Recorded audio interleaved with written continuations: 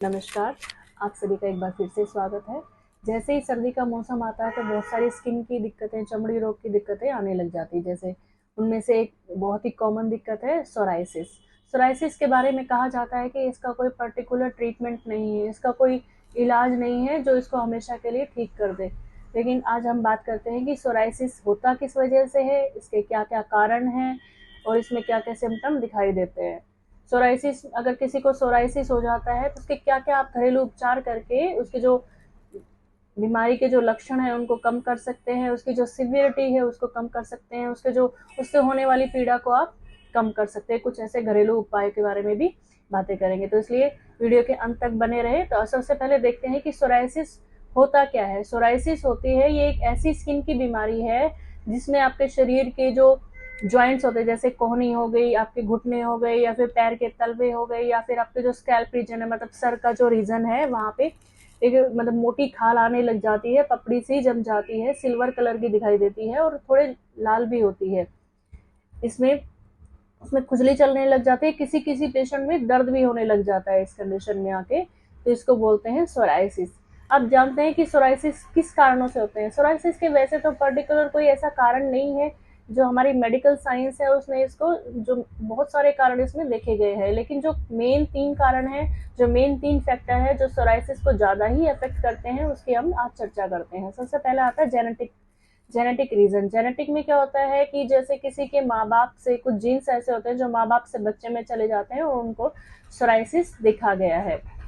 तो लगभग 30 से 35% जो सोराइसिस का कोज है वो जेनेटिक कोज है। दोस्तों, 30 से 35% कोई कम कोज नहीं होता है, जेनेटिक रीजन कोई कम नहीं होता है। लेकिन बहुत ही निराशा की बात है कि हमारी मेडिकल साइंस में अभी तक ऐसा कुछ नहीं हुआ है कि जैसे अगर किसी को सोराइसिस है तो अपना टेस्ट करा ले कि आगे जाके मेरी पीढ़ी में या फिर मेरी जो जनरेशन आ रही, मेरे बच्चों को बीमारी तो नहीं होगी।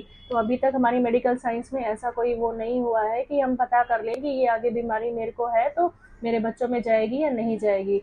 तो जेनेटिक रीजंस की वजह से भी सोराइसिस बहुत ही ज़्यादा केसों में देखा गया है। सेकंड आता है इन्वायरमेंटल फैक्टर। इन्वायरमेंटल फैक्टर जैसे कि किसी को कोई अगर अल्कोहल लेता है, या फिर किसी की लाइफस्टाइल बहुत ही सेडेंटरी है तो उसको मोटापा हो जाता है, उससे भी होता है। अगर कोई कंटिन्यू स्मोकिंग कर रहा है, या फिर कोई किसी ठंडे एरिया में रह रहा है बहुत ही ज़्यादा, जैसे चिल्ड एरिया होते हैं, जो वेस्ट के कंट्रीज हैं वहाँ पे ये सोराइसिस की बीमारी ज़्यादा देखी गई है।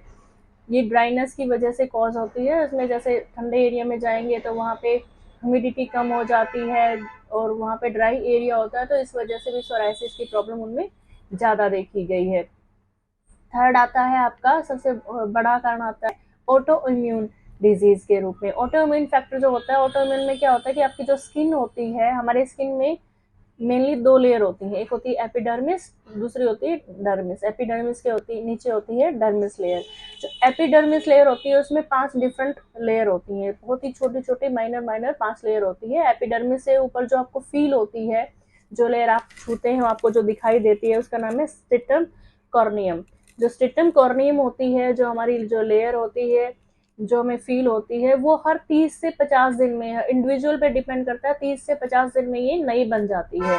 जैसे सांप अपनी केचुली चेंज करता है ना, ऐसे ही हर प्राणी की, जो हर भी जो जीवित प्राणी है उसकी जो लेयर होती है वो चेंज होती है। जो अपने ह्यूमन बींग है उसके 30 से 50 दिन में ये चेंज हो जाती है।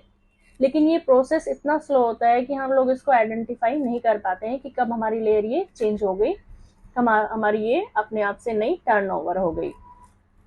कई बार क्या होता है कि हमारा ऑटो इम्यून प्रोसेस इतना स्पीड हो जाता है, इतना तेज हो जाता है कि जो हमारी जो लेयर है, ये इसकी जो बनने की प्रक्रिया होती है वो बहुत जल्दी हो जाती है, बहुत जल्दी जल्दी बनने लग जाती है। जो हमारी डर्मिस लेयर होती है उसमें 5 लेयर होती हैं, जो छोटी छोटी लेयर होती हैं। उसके नीचे होता है आपका डर्मिस लेयर, डर्मिस से नीचे होता है फैट लेयर। जो डर्मिस लेयर होती है उसमें जो ब्लड सप्लाई होती है अपनी वो होती है, उसमें अपने इम्यून सिस्टम का जो नर्व्स होती हैं, कोशिकाएं होती हैं इम्यून सिस्टम की, वो होती हैं।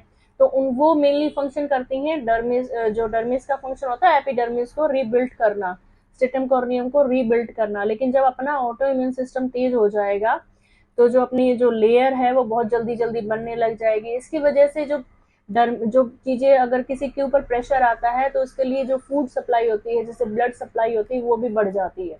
तो ब्लड सप्लाई बढ़ जाती है, तो ब्लड सप्लाई बढ़ जाएगी, तो इसकी वजह से वो रेड रेड वहाँ पे पैचेज आने लग जाएंगे। रेड कलर का जो कलर आता है इसमें, जो आपका सोराइसिस है वो इसी वजह से आता है, क्योंकि वहाँ पे ब्लड सप्लाई बढ़ जाती है और उसमें थोड़ा मोटापन भी आ जाता है, क्योंकि कोशिकाएं जल्दी जल्दी बनने लग जाती हैं।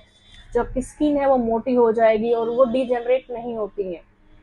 धीरे धीरे जाकर उन पे जब वो प्रोसेस ज़्यादा हो जाती है तो उसमें पेन भी होने लग जाता है, और वो एक सिल्वर कलर की क्रस्ट भी उसके ऊपर देखी जाती है, इसको सिल्वर प्लेग भी बोलते हैं। अब इसकी बात कर लेते हैं हम इसके साइड्स के बारे में, कौन कौन से पार्ट को ये ज़्यादा अफेक्ट करती है। सबसे ज़्यादा ये कोहनी में, स्कैल्प में, या फिर किसी को जो लोअर बैक होता है वहाँ पे ज़्यादा दिखाई देती है। अब ये तो हो गए इसके कारण। अब हम बात कर लेते हैं कि आपको अगर किसी को सोराइसिस है तो उसको क्या करना चाहिए और क्या नहीं करना चाहिए। सबसे पहले उसको क्या करना चाहिए, अपनी हाइजीन आप प्रॉपरली मेंटेन रखिए, अपना हाइड्रेशन प्रॉपर मेंटेन रखिए, क्योंकि हाइड्रेशन आप प्रॉपर मेंटेन रखेंगे तो ड्राइनेस नहीं होगी और आपकी जो स्किन में इचिंग वाली फीलिंग है, स्क्रैची फीलिंग है, वो खत्म हो जाएगी। थर्ड आता है अपनी हाइजीन मेंटेन करना। अगर किसी को सोराइसिस हो रखा है, सोराइसिस भी बहुत ही प्रकार का, बहुत ज़्यादा कई प्रकार का होता है। जो जर्नली सबसे ज़्यादा देखा गया है, जो बहुत सारा बॉडी पार्ट को अफेक्ट करता है, उसका नाम है सोराइसिस वल्गैरिस। सोराइसिस वल्गैरिस में सबसे पहले गोल एक चिकता होता है, धीरे धीरे वो बढ़ता जाता है। जनरली जैसे एल्बो पे हो गया, वो धीरे धीरे और जॉइंट्स को भी अफेक्टेड करने लग जाता है। सोराइसिस के बारे में ये कहा जाता है कि सोराइसिस बीमारी जो होती है कभी अकेली नहीं आती है, ये दूसरी और बीमारियों के साथ एसोसिएटेड होती है। जैसे किसी को बीपी की प्रॉब्लम है तो उसको सोराइसिस में हो जाएगा, या फिर सोराइसिस वाले को कई बार डायबिटीज भी देखी गई है, सोराइसिस वाले को कार्डियक डिजीज भी देखी गई है। ये क्योंकि सोराइसिस कभी अकेली नहीं आती है, ये किसी दूसरी बीमारी के साथ एसोसिएटेड होती है। अब हम बात कर लेते हैं कि कुछ ऐसी मेडिसिन भी होती हैं जो सोराइसिस को बढ़ावा देती हैं। सबसे पहले नंबर आता है, अगर किसी को मैंने अभी बताया कि सोराइसिस दूसरी बीमारियों के साथ आती है, तो किसी को डिप्रेशन है या फिर किसी को एंजाइटी की प्रॉब्लम है तो उसको साइकोटिक ड्रग चलती हैं। उसमें एक ड्रग होती है लिथियम, तो लिथियम भी जो आपकी सोराइसिस होती है उसको प्रेसिपिटेट करती है, उसको बढ़ावा देती है, उसको शुरुआत करने में हेल्पफुल होती है। सेकेंड आती है बीटा ब्लॉकर, जो कार्डियक डिजीज में या फिर बीपी की प्रॉब्लम में जनरली चलाई जाती है। तो बीटा ब्लॉकर भी एक ऐसी ड्रग है, ऐसी ड्रग की लाइन है जो आपकी जो सोराइसिस है उसको बढ़ावा देती है। तीसरे नंबर पे आती है, जैसे किसी को मलेरिया की प्रॉब्लम है तो उसमें एंटी मलेरियल ड्रग्स चलती हैं। तो एंटी मलेरियल भी ऐसी ड्रग्स होती हैं जो सोराइसिस को बढ़ाने में या फिर उसको वर्सन करने में हेल्पफुल होती हैं।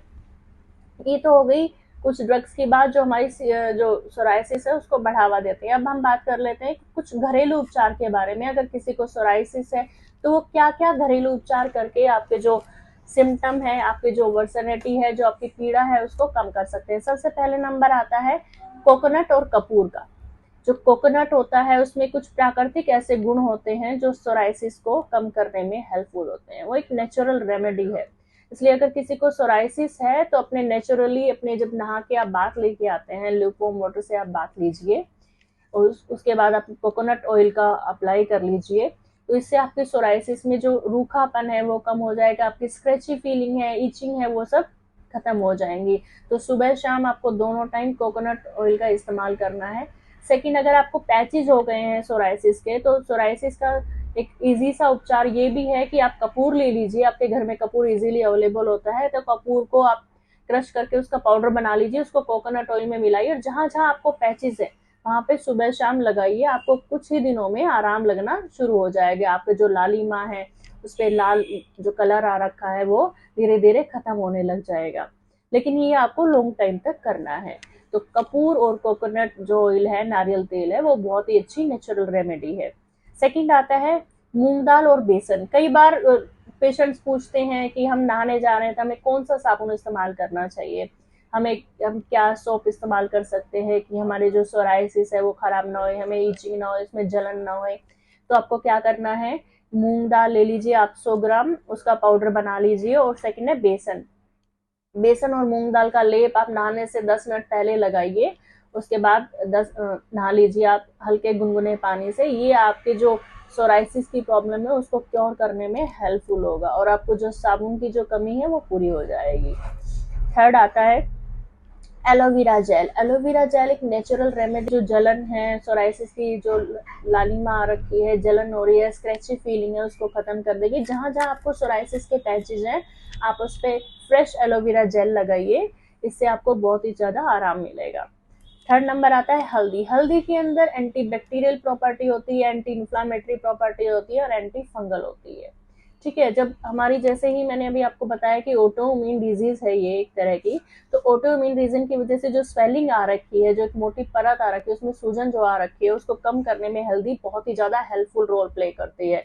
तो डॉक्टर भी रिकमेंड करते हैं, अगर किसी को सोराइसिस है तो आप 1 गिलास हल्का गुनगुना दूध लीजिए, उसमें 3 ग्राम हल्दी डाल लीजिए। ये आपको रात को लेना है, ये आपकी सोराइसिस की जो प्रॉब्लम है उसको काफी हद तक खत्म कर देगा।